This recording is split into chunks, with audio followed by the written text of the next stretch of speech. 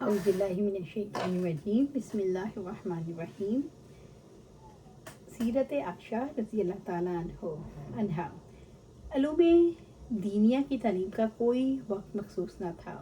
معلم شریعت خود گھر میں تھے اور شب و روز اس کی صحبت میسر تھی۔ آپ صلی اللہ علیہ وسلم کی تعلیم اور ارشاد کی مجلسیں روزانہ مسجد نبوی میں منعقد ہوتی، جو حجرہ عائشہ رضی اللہ تعالیٰ عنہ سے بالکل ملحق تھی۔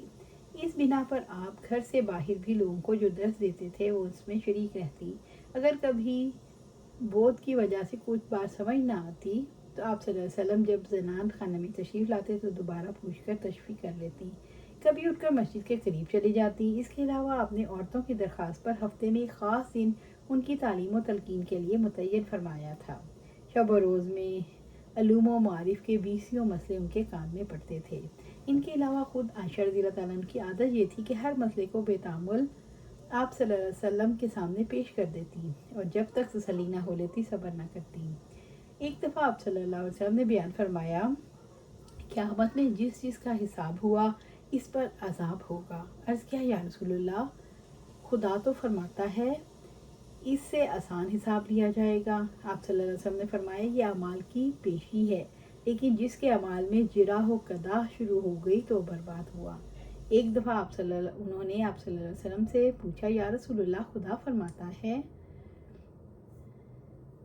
جس دن زمین اور آسمان دوسری زمین سے بدل دیے جائیں گے اور تمام مخلوق خدائے واحد و قہار کے روبرو ہو جائے گی، تمام زمین اس کی مٹھی میں ہوگی اور اس کے ہاتھ میں لپٹے ہوئے ہوں گے، یعنی آسمان اس کے ہاتھ میں لپٹے ہوں گے۔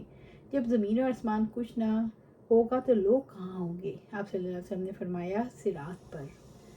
اثنائے واعظ میں ایک دفعہ آپ صلی اللہ علیہ وسلم نے فرمایا، قیامت میں لوگ برہنہ اٹھیں گے۔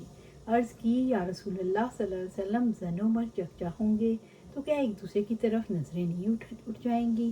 تو ارشاد ہوا، عائشہ رضی اللہ تعالیٰ عنہ، وقت عجب نازک ہوگا، یعنی کسی کو کسی کی خبر نہ ہوگی۔ ایک بار دریافت کیا، یا رسول اللہ صلی اللہ علیہ وسلم، قیامت میں ایک دوسرے کو کوئی بھی یاد کرے، کوئی یاد بھی کرے گا؟ آپ صلی اللہ علیہ وسلم نے فرمایا، 3 موقع پر کوئی کسی کو یاد نہیں کرے گا۔ ایک تو جب اعمال تولے جا رہے ہوں گے، دوسرا جب اعمال نامے بٹ رہے ہوں گے، تیسرا جب جہنم گرج گرج کر کہہ رہی ہوگی، میں 3 قسم کے آدمیوں کے لیے مقرر ہوئی ہوں۔ ایک دن یہ پوچھنا تھا کہ کفار اور مشرکین نے اگر عمل صالح کیا ہے تو اس کا ثواب ان کو ملے گا یا نہیں۔